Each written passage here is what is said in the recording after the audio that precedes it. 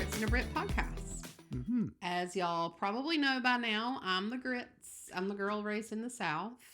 And my husband, Jay, is the Brit because... I was born in the UK, in London.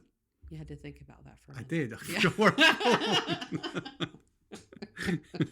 We're actually recording this late at night. So It's not that late. It's late for me. Yeah, late-ish. Okay. Late-ish. So that's my excuse for my brain being kind of...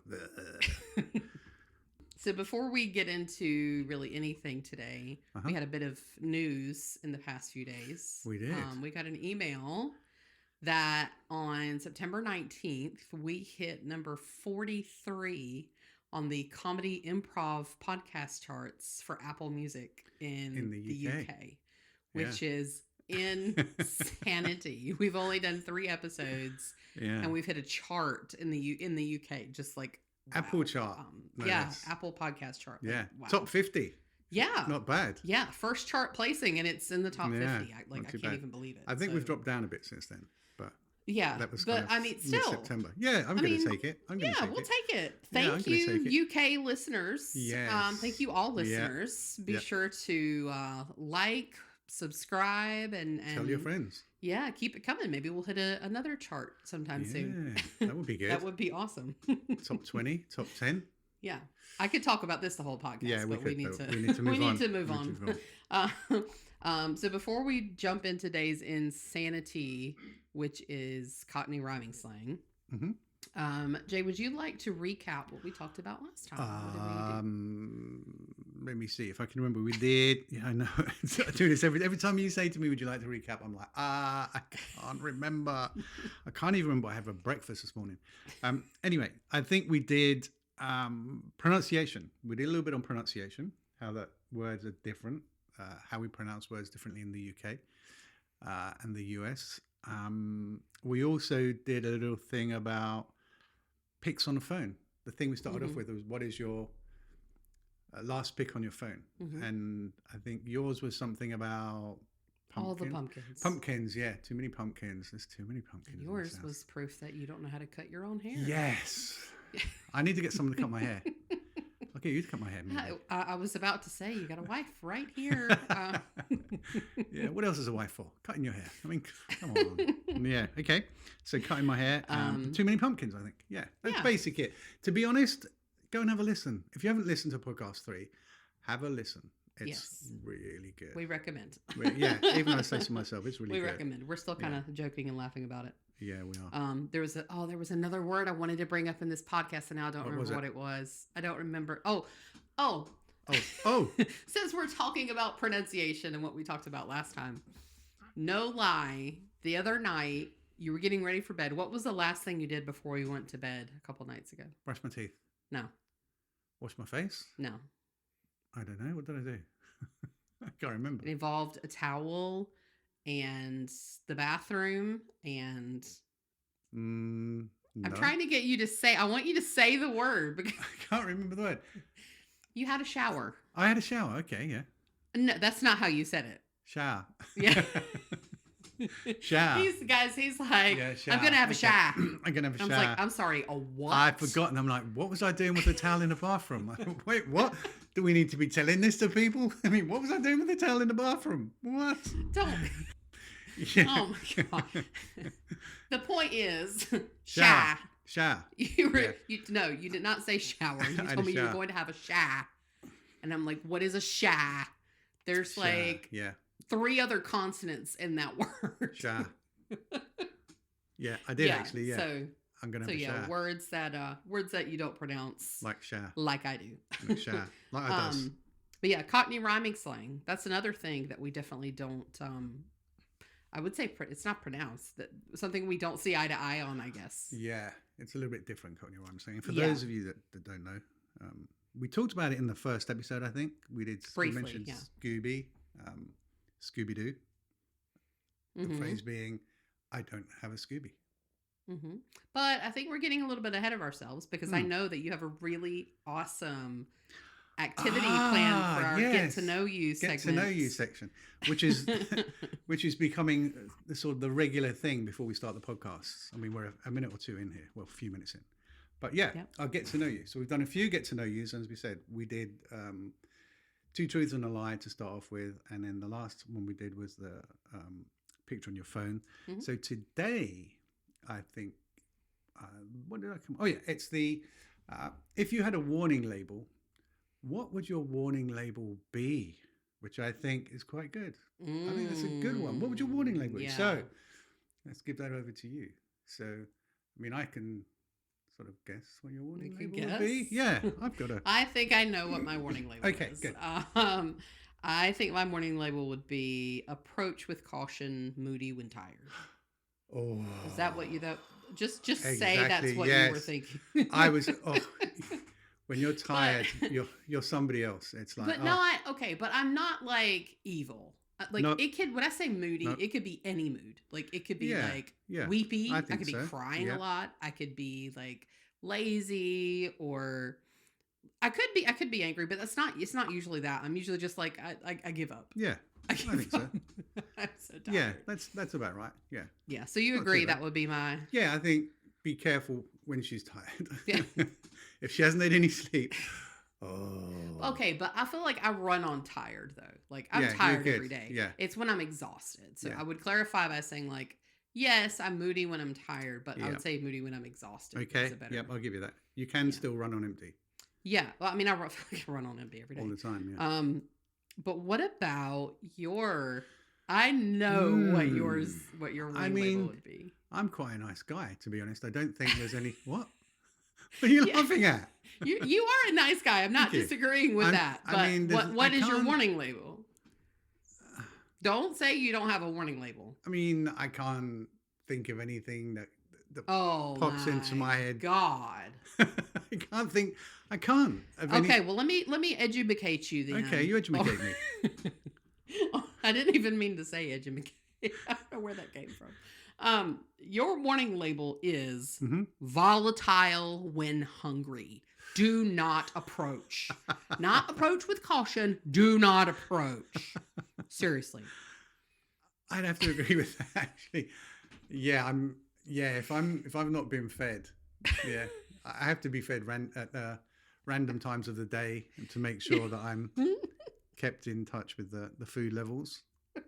Yeah, this is 1000% true. Like, he is the poster child for, those Snickers commercials where it's like, you're not you when you're hungry. Yeah. Like, Snickers needs to reach out to you because you are like the definition of you're not you when you're hungry. Different person when I'm hungry. We have had to start keeping snacks in the car so that you don't go like... Laying out all my secrets now. We have snacks in the glove compartment. Yes, we've had to keep snacks in the car. We've also had to implement a numerical scale.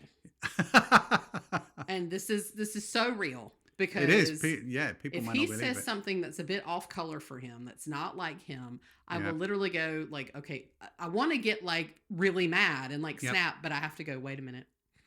What number are you at? Yeah. And he knows what number I'm talking about. Yeah. The number on the hunger scale. Yeah, the hunger scale. So 0 is I'm not hungry.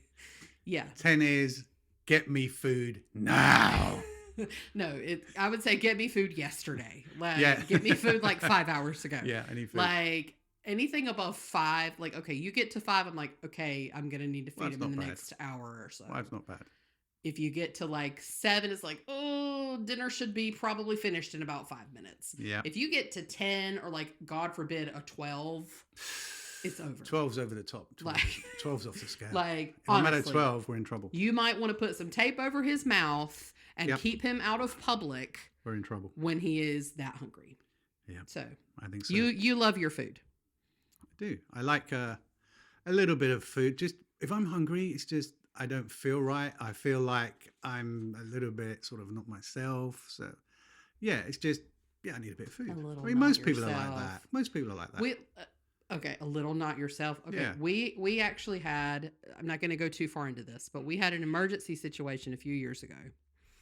And you were in the hospital. I was. You needed a surgery. I did. You woke up from your surgery. You could barely talk. Yeah. But my mom was there. Yeah, I think that's the only time that you enjoyed it when I was quiet. I wasn't able That's to. not true. I wasn't able to repeat and get back to you. That's not true. But you woke up. My mom was there, and she asked you the typical in the hospital question: "Can I get you anything?" Yep. And you first words after your surgery, you can barely speak, and you're like, "Big Mac, large fries, apple pie." Like first words you said after your surgery. I Seriously. remember it well. Yep. Yeah. So that's it's food is a thing for you. Yep.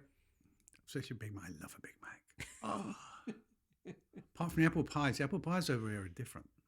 They are. Apple pies in the UK are they're like fried. They're really nice. Yeah. And over here they're baked. Yeah. So it's very different. So as far as the apple pies go, I mean, I have an apple pie. I'll have an apple pie, but I prefer the UK apple pies. Yeah. So yeah. Okay. Yeah, that's true. Yeah, loves you a Big Mac. I do. You're not yourself when you're when I haven't had a Big Mac. Hank Marvin. Proper Hank Marvin. A little bit of a Cockney rhyming slang there. There it is. There it is. That's today's topic. Yep. There it is. My arch nemesis, Cockney rhyming slang. You think it's easy. It's not. Yeah, I mean, it rhymes if we're thinking of rhyming slang. The one we talked about again in the first episode, Scooby-Doo. Scooby-Doo rhymes with clue. So if I said to you, I don't have a Scooby, it means I don't have a clue. Because usually we'll take the last word off. So Scooby-Doo, Scooby. Okay, but that's my problem. You don't say, I don't have a Scooby-Doo. You say, I don't have a Scooby.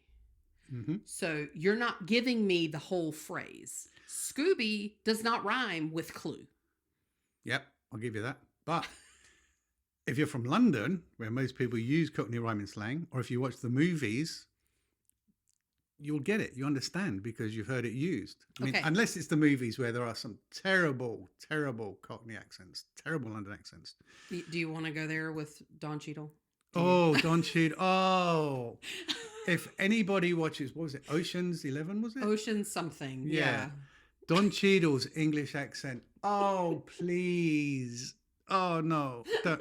No, it's the worst English. All right, governor. Hello. But it's funny. It's not.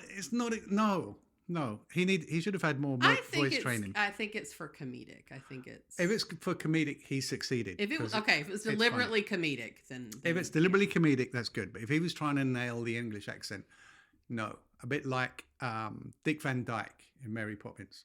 All right, Mary Poppins, how are you?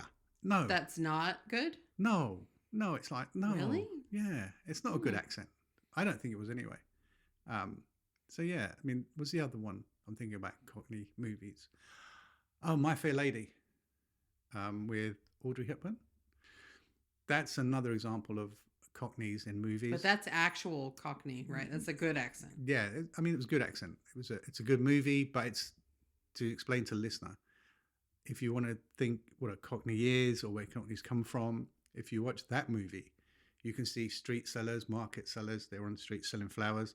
That's where Cockney originated, amongst the sort of lower level of people in the 1800s. And they used Cockney rhyming slang to confuse people, to confuse the police, to confuse the higher up. Yeah, well, it's because confusing me. Yeah, it does. It does. How am I supposed to know that I don't have a clue when all you give me is Scooby? How is anybody supposed to know that? That's my problem with Cockney rhyming slang. And we'll get back to the history in a minute. Mm-hmm. But my problem with Cockney rhyming slang is it's a puzzle. You're not giving me all the pieces. This is true. And you expect me to figure out what you're saying. But if you're from London, you would know. But you're not. Yeah, I get it. As your American wife, how am I supposed to know? And I know the point is you're not supposed to know. We've had this. I've said a few things to you. I think when I first started using Scooby, I said, I don't know what Scooby. I said it's rhyming slang, and you actually worked out Scooby-Doo. So I think now you've actually started working. I'll say something, and you'll actually say to yourself, what does that rhyme with? And I'll see you thinking. It's an equation. It's an equation in my head. You say something like, I don't have a Scooby. Yeah. And then you tell me it means I don't have a clue. So I'm like, Scooby plus something equals clue. Yeah.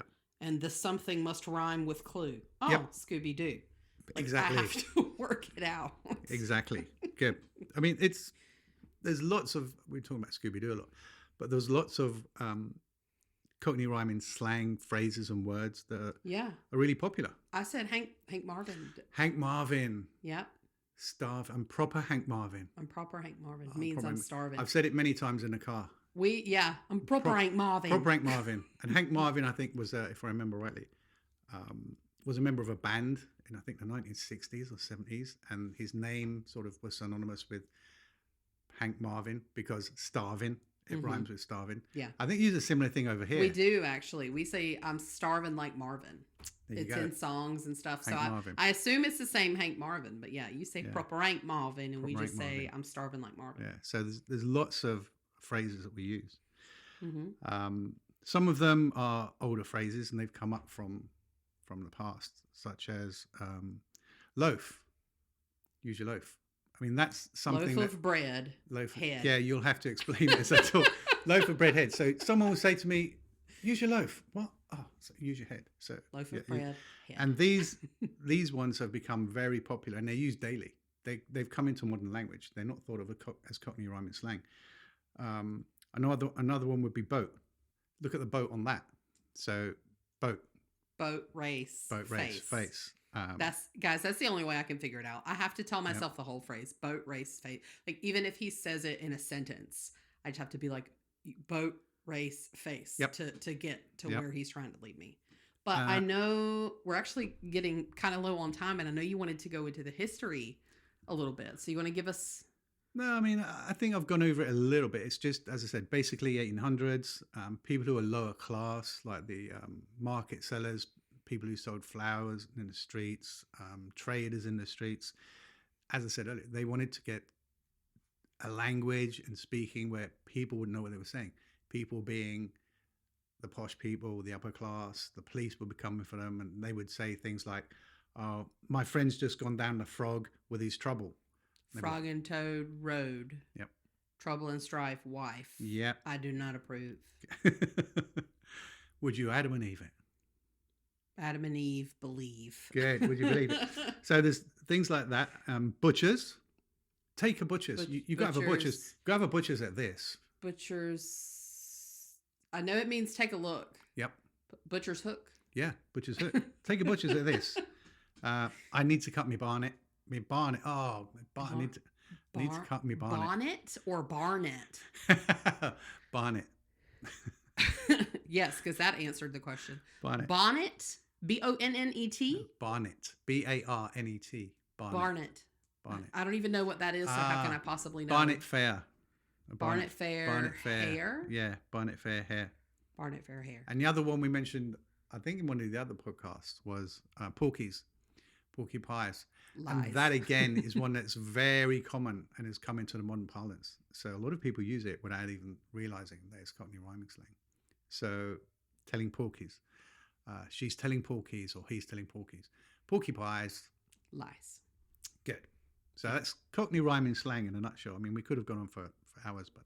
Yeah, we'll probably do another episode, either maybe the next episode or just kind of save it for later. Yeah. But very brief introduction to Cockney rhyming very slang. Very brief, but yeah. But very interesting and insightful as well, I think. Especially if like the listener watches the movies. It give you a little bit more of a sort of inside feeling to these types of movies. But I'm just, as we're discussing this, I'm just thinking, you know, our peak audience at the moment seems to be UK.